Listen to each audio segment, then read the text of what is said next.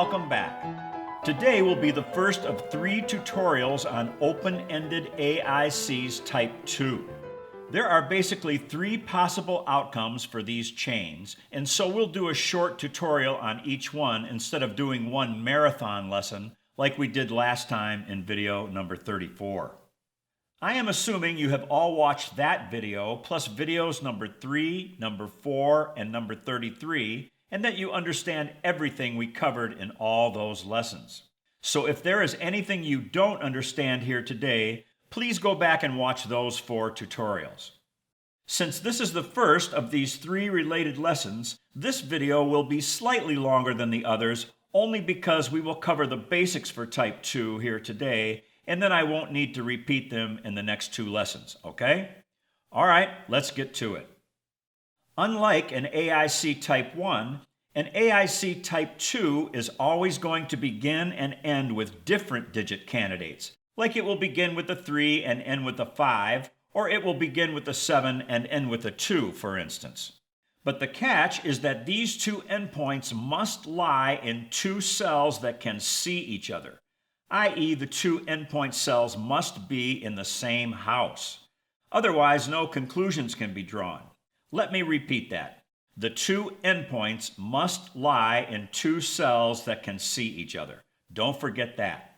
Please note that the 2 endpoints themselves do not technically see each other because they will be different digit candidates that lie in different cells. But the 2 cells containing those 2 endpoints must be in the same house, okay? That's the only way they can interact with each other. And just like with an AIC Type I, an AIC Type II will always begin and end with a strong link. And because we always alternate the links, strong, weak, strong, etc., it will always have an odd number of links. And because of this construction, it will allow us to eliminate the start digit from the end cell and the end digit from the start cell, regardless of which end you start on. There will be an effective strong link between the endpoints, meaning that if either one of them is false, then the other one must be true. And quite often, as you will see, with an AIC Type II, it will turn out that both endpoints are true. But be aware that this is not always necessarily so, and it does not need to be so. And again, just like with an AIC Type I, there is technically no limit to the number of links in an AIC Type II, as long as you follow the rules. But it will be a rare occasion when you make a chain of 21 links or more. Most of the time, they will probably be somewhere between 3 and say 15 or 17 links, just like an AIC Type I. But just know that there is no fixed limit.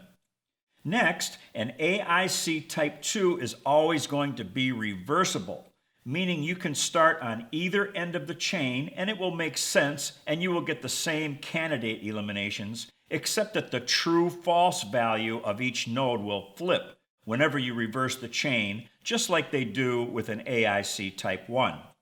Remember, these true-false values are not absolutes. We are dealing with conditional statements, not facts. Our objective is to find those 2 endpoints that lie in cells that can see each other. So it doesn't matter which end you start on or which direction you go. You only need to construct and view the chain one of those 2 ways and you will get the same results either way. So it is a waste of time to look at it both ways. As soon as you see it one way, you've got it. There's no need to look any further. The 3 possible outcomes or cases for these chains are as follows. A, any number of candidates in each of the endpoint cells that lead to 2 candidate eliminations. B, any number of candidates in each of the endpoint cells that lead to only 1 candidate elimination. And C, identical bi-value cells on both ends of the chain that lead to 2-digit placements, which is of course the most desirable and productive kind.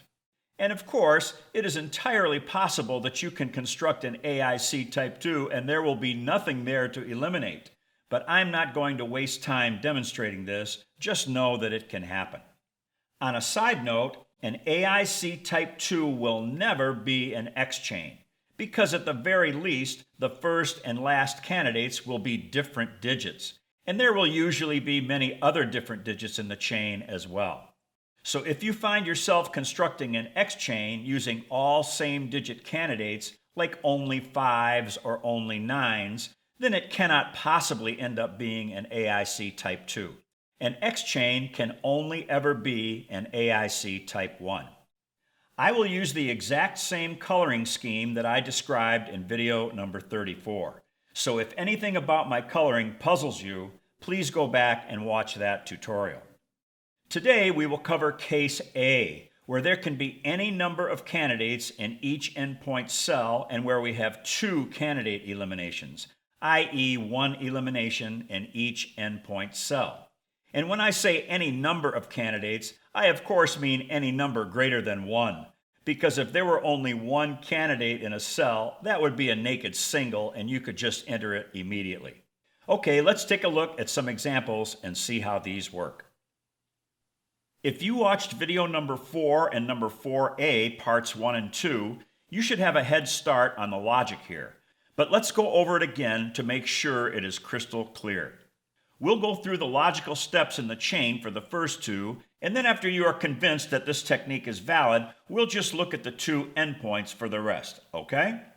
Now remember, these chains are always going to start with a strong link. So regardless of which end you start on, you will always assume the first candidate is false. If A is false, then B is true, right? This is the formal definition of a strong link. So here in this puzzle, let's take a look at row 4, and we're going to start here on this candidate 4, and we're going to make a strong link to this candidate 4 down here. There are only 2 4s in that column, so that's a strong link. If the blue 4 is false, the yellow 4 is true. Now this is a weak link to that 2, and then we have a strong link to this 2, and then we have a weak link to the 8, a strong link to that 8, a weak link to the 3, a strong link to this 3, a weak link to the 7, and finally a strong link to this 7. So the chain begins with this blue 4 in row 4 and ends with the yellow 7 in the same row, and those 2 cells can see each other. And so now we know that the start digit cannot be true in the end cell, so this 4 must be false, and the end digit cannot be true in the start cell, so this 7 must be false. Now let's examine the logic behind this. So there's your chain, and notice that I had to use multiple blue arrows for a couple of those strong links because I didn't want to cut through some of the candidates. All right, so we know that any candidate in the entire puzzle is either true or false, right? That's all it can be, true or false. So let's look at the 2 cases for each of the 2 endpoints and see what happens. We know that if this blue 4 is false, then the yellow 7 must be true because of the inferences in the chain. If the blue 4 is false, the yellow 4 is true. The yellow 4 is true, the blue 2 is false. If the blue 2 is false, the yellow 2 is true. If the yellow 2 is true, the blue 8 is false. If the blue 8 is false, the yellow 8 is true. If the yellow 8 is true, the blue 3 is false. And if the blue 3 is false, the yellow 3 is true. If the yellow 3 is true, the blue 7 is false, and finally, if that blue 7 is false, then the yellow 7 must be true. So again, if this blue 4 is false, the yellow 7 must be true. So if the blue 4 is false, the yellow 7 would be true, and that would make this red 4 false, because the 7 would be the solution to that cell. And likewise, if this blue 4 were true, and we disregard the chain, that would negate this 4 in row 4, column 9, because there couldn't be any other 4s in that row. So if this 4 is false, this red 4 is false, and if this 4 is true, the red 4 is also false. Does everybody get that? Now notice that no conclusions can be drawn about the 5 or the 8 in row 4, column 9, because if the blue 4 were false and the yellow 7 were true, they would be false. But if the blue 4 is true, then we don't know anything about the 5 and the 8. All we know is that that red 4 is going to be false either way, whether this blue 4 is true or false, and that proves that you can eliminate it just like that. But let's put it back in. And now let's look at this chain starting on the 7 and see what happens. So now we're going to make a strong link from this 7 to that 7, and then weak to the 3, strong to the 3, weak to the 8, strong to the 8, weak to the 2, strong to the 2, weak to the 4, and finally strong to that 4. Now notice how the colors are opposite of the way they were in our first chain, and that's because we're starting on the other endpoint. But remember, you don't have to look at this chain both ways. You only have to see it one way. You could start on the 4 or start on the 7, and you will see that we will get the exact same results. So again, we know that this 7 must be false and this 4 must be false. So there's the new chain, and notice that it is the exact reverse of the first chain. And now let's take a look at the two cases for this blue 7 in row 4, column 9. If that 7 is false, we know that the yellow 4 must be true, which would mean that this red 7 would have to be false.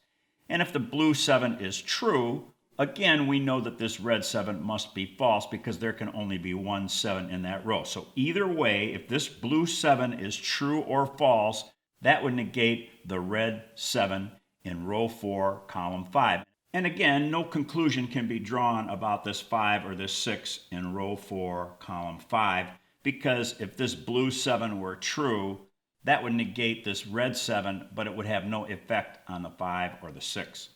All right, let's go to the next one. All right, this time we're going to start up here in row 2 on this candidate 6, and we're going to make a strong link down to that 6. There are only 2 6s in that column. Now we're going to make a weak link over to this 6. Now notice that that is really a strong link. There are only 2 6s in row 7, but we're using it as a weak link because for a weak link in a chain, all you need to be able to say is if A is true, then B is false. And we can say that. If this 6 is true, then this 6 has to be false because there are only 2 6s in that row. So I call this a surrogate weak link because we are using a strong link as a weak link. Now I had someone write to me the other day and complain that I called a strong link a weak link and did not specify that it was a surrogate weak link, and he got confused by that. But just know that if I forget to say surrogate, you need to remember that we can always use a strong link as a weak link in a chain. So this first link is strong, and then the second link is strong, but we're using it as a weak link. Now we're going to make a strong link to this 4, and then we're going to make a weak link up to this 4, a strong link to this 4, they're the only 2 4s in that block, then a weak link to the 8, and finally a strong link to that 8. So the start digit is 6 and the end digit is 8. And they lie in 2 cells that can see each other. They're in row 2. So this means we can eliminate the start digit from the end cell, and that would be that 6. And we can eliminate the end digit from the start cell, and that would be the 8. Both of those candidates would be false, just like that.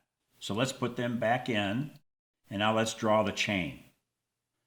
So there it is, and we have strong, surrogate weak, strong, and again a surrogate weak link between these 2 4s because that's a strong link that we're using as a weak link. Then a strong link over to this 4, a weak link to the 8, and finally a strong link to the 8. So we immediately know that we can eliminate the 8 from the start cell and we can eliminate the 6 from the end cell. All right, let's go to the next one, and I think we can start moving a little faster now. Now I have people asking me all the time questions like, how do you know when a chain is there? And the answer is, you don't. All you can do is look for the telltale signs that a chain might be there, and those signs are simply lots of bi-value cells and lots of conjugate pairs. That's the tip-off. When you are stuck and you see lots of bi-value cells and lots of conjugate pairs, then you know the likelihood of finding a chain is very high, and that's when you should start looking for one. Now here in this puzzle, let's turn on the bi-value cells, and there are 15 bi-value cells. And then if we look at candidates 3, 6, 7, and 8, we will notice that there are a lot of conjugate pairs. So this tells us there might be a chain here, and as it turns out, there is. So let's start here on this candidate 8 in row 4, and we're going to make a strong link to this 8, weak to the 7, strong to that 7, a surrogate weak link up to that 3, then a strong link to that 3, a weak link over to this 3, and then a strong link to that 3, a weak link to the 6, and finally a strong link to that 6. So just like the last puzzle, our endpoints are 8 and 6. So there are the two endpoint cells, and of course they can see each other because they are in column 5. So we've got two different digit candidates on the ends of the chain, and they lie in cells that can see each other. So now we know that we can eliminate the start digit from the end cell and the end digit from the start cell. So that means we can eliminate the 8 from that cell, and we can eliminate the 6 from that cell. Now notice we have a bi-value cell as one of the endpoint cells. Now this is going to be great because when we eliminate that 8, it's going to leave a naked candidate 6, and we can fill that in. But as you will see in the next video, the start digit does not always occur in the end cell, and the end digit does not always occur in the start cell. So if this chain started with a 4, for instance, you could not eliminate that red candidate 8 in row 6, column 5, and you could only eliminate the red 6 in row 4, column 5. But here we can eliminate the 6 and we can eliminate the 8, leaving a naked single in this cell, and you can enter that just like that. All right, next one. All right, here in this puzzle we've got a chain of 11 links. So let's start on this candidate 1 up here in row 3 and make a strong link to this one, weak to that one, strong to the 7, weak over to this 7, strong up to that 7, weak to that 7, strong to this 7, weak to the 5, strong to that 5, weak to this 5 down here, and finally strong to that 5. So there are the two endpoint cells, and they lie in the same house. Now don't forget, those two endpoint cells have to lie in the same house, so that could be a row, a column, or a block. It doesn't always have to be a row or a column. If those two endpoint cells lie in the same block, that's going to work as well. So now we have an effective strong link between this blue 1 in row 3 and the yellow 5 in row 8. So that means if either one of those candidates is false, the other one must be true. But if you went ahead and solved the rest of this puzzle all the way to the end, you would find out that both of those endpoint candidates are true. But before we solve the whole puzzle, the only thing we can be sure of at this point is that if one of them is false, the other one must be true, and that allows us to eliminate the 1 from the end cell and eliminate the 5 from the start cell. And again, we can make no conclusion about the 8 and the 6 in this cell up here, and we can make no conclusion about that 7. But we know that 5 is false and that 1 is false. Now let's go back and let's draw the chain because this is a long one. So there's the chain, and if we had looked at the candidate filters for candidates 1, 5, and 7, we would have seen that there are a lot of conjugate pairs in this puzzle. Not so many bi-value cells this time, but we had a lot of conjugate pairs which allowed us to make this chain. Now in the last tutorial, number 34, I included a segment on general chain construction. So if you would like to get some pointers on this very important skill, you may want to go back and watch that if you haven't already. All right, let's go to the next one. All right, here in this puzzle, we've got an AIC Type II that begins on this candidate 2, and we'll make a strong link to that 2. They're the only two 2s in that row. Then we have a weak link down here, a strong link over here, weak, strong, weak, strong, weak, and finally strong to this 3. So the two endpoint cells lie in column 8, and the chain begins with the 2 and ends with the 3. And so we know that that means we can eliminate the 2 from the end cell and we can eliminate the 3 from the start cell. Just like that. We don't have to draw the chain this time. All right, let's do another one. All right, here we've got a nice short one of 5 links. Let's start on this candidate 1 and make a strong link to here. Weak to the 4, strong to the 4, weak to the 9, and then strong to this 9. So as you can see, these chains don't have to be long and complicated. They can be short and sweet. So here are the two endpoint cells. And now we know we can eliminate the 1 from the end cell, and we can eliminate the 9 from the start cell, just like that. All right, let's do one more. All right, here's an interesting one. We're going to start here on this 9 and go strong to that 4 in that bi-value cell. Okay? Then we're going to go weak to this 4, strong to the 5, weak over to this 5, strong up to that 5, weak to the 4, strong to this 4, and then a surrogate weak link over to this 4, and finally a strong link to that 4. So here are the two endpoint cells, and now let's draw the chain. So we've got a strong link from the 9 to the 4 in that bi-value cell, okay? Then we have a weak link to this 4.